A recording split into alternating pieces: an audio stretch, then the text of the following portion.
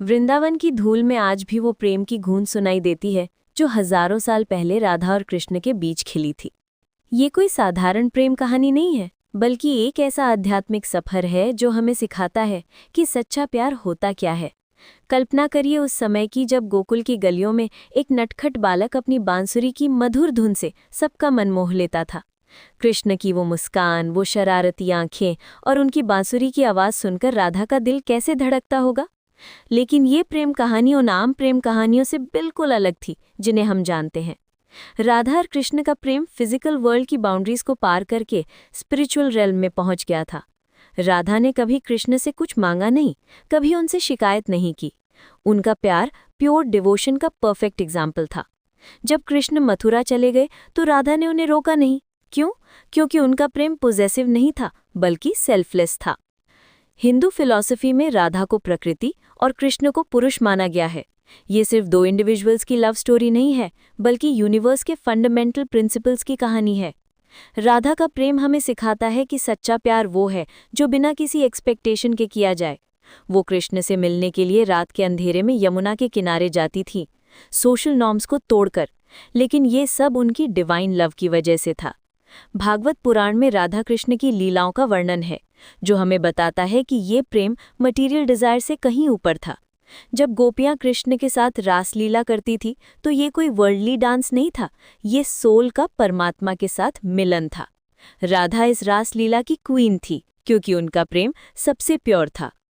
आज के टाइम में जब रिलेशनशिप्स में पॉजेसिवनेस, जेलसी और एक्सपेक्टेशंस भरी होती हैं, राधा कृष्ण का प्रेम हमें एक अलग राह दिखाता है।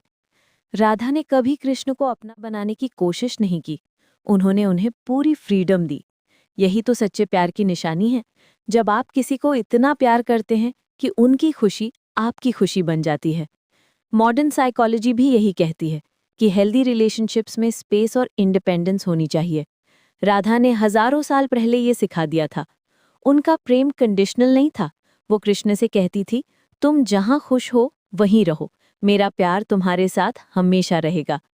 ये प्रेम कहानी आज भी रेलेवेंट है, क्योंकि ये हमें सिखाती है कि प्यार में सैक्रिफाइस का मतलब अपने आप को खो देना नहीं है, बल्कि अपने ईगो को छोड़ना है। राधा ने कभी अपनी आइडेंटिटी नहीं खोई। वो हमेशा स्ट्रांग और इंडिपेंडेंट रही, लेकिन साथ ही कंप्लीटली डिवोटेड भी। वृंदावन आज भी उस प्रेम की गवाही देता है। हर साल लाखों भक्त वहां जाते हैं और राधा कृष्ण के प्रेम को फील करते हैं। ये सिर्फ रिलीजियस टूरिज्म नहीं है, बल्कि एक स्पिरिचुअल एक्सपीरियंस है। लोग वहां जाकर समझते हैं कि सच्चा प्यार क्या होता है। राधा कृष्ण की कहानी हमें ये भी सिखाती है कि प्रेम में पेशेंस होना जरूरी है। राधा ने कभी जल्दबाजी नहीं की, कभी कृष्ण पर प्रेशर नहीं डाला। उन्होंने डिवाइन टाइमिंग पर ट्रस्ट किया। आज के फास्ट पेस्ड वर्ल्ड में ये लेसन बहुत इंपॉर्टेंट है। उनका प्रेम हमें दिखाता है कि ट्रू लव में कंपटीशन नहीं होती। राधा ने कभी दूसरी गोपियों से जेलिसी नहीं की।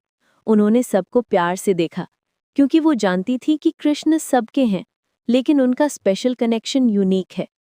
ये कहानी आज भी इंस्पायर करती है, क्योंकि ये हमें सिखाती है कि प्रेम में सरेंडर करना वीकनेस नहीं, बल्कि स्ट्रेंथ है। राधा का सरेंडर कंप्लीट था, लेकिन वो कभी वीक नहीं लगी। उनकी स्ट्रेंथ उनके अनकंडीशनल लव में थी।